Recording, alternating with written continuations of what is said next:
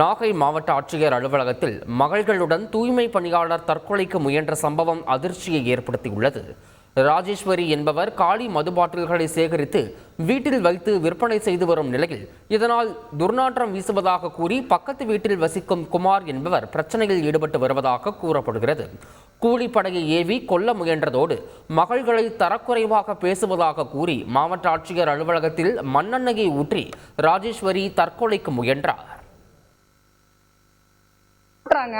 கொலை முயற்சி மாதிரி பண்றாங்க. ஏற்கனவே ஒரு ஆள் கூலிப்படையை வச்சு இதை வெட்டி காயெல்லாம் பட்டிருக்கு. அவங்களுக்கும் எங்களுக்கும் எஃப்ஐஆர் காப்பி இருக்கு, வழக்கு இருக்கு.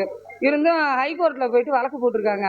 இந்த வேலையை இவங்க கைவிடணும், அப்படி இல்லைன்னா இவங்களை நான் வாழ விட மாட்டேன்னு சொல்லி ரொம்ப கேவலமா பேசுறாரு. பொம்பளை பிள்ளைங்களெல்லாம் இழுத்து தப்பா பேசுறாங்க. கேட்டா குப்பை பொறுக்கி நாய்ங்களா, அவங்களுக்கெல்லாம் நடி கௌரவம் ஒரு இது மாதிரி பேசுறீங்கன்னு சொல்லி ரொம்ப கேவலமா பேசுறாங்க. கேமரா வச்சுக்கிட்டு வீட்டுக்கு யாராவது பையனோ பொண்ணோ வந்தா யாராவது வந்தாலும் அவங்கள வச்சிருக்கேன்னு கேக்குறாங்க சார். எல்லாரையும் வச்சு 3 பொம்பளை பிள்ளைங்க இருந்தா எல்லாரும் வச்சிருப்பாங்கன்னு அர்த்தமா சார்? அவங்க மாடி வீட்டுல இருந்துட்டு எங்களை அவ்வளவு கஷ்டப்படுத்துறாங்க சார். நீங்க அவங்க மேல ஆக்ஷன் எடுக்கலன்னா அவங்க மேலே நீங்க உங்க மேல நாங்க ஆக்ஷன் எடுப்போம்னு சொல்றாங்க. போலீஸே மிரட்டுறாங்க சார். செய்திகளை உடனுக்குடன் தெரிந்து கொள்ள உடனே சப்ஸ்கிரைப் பண்ணுங்க.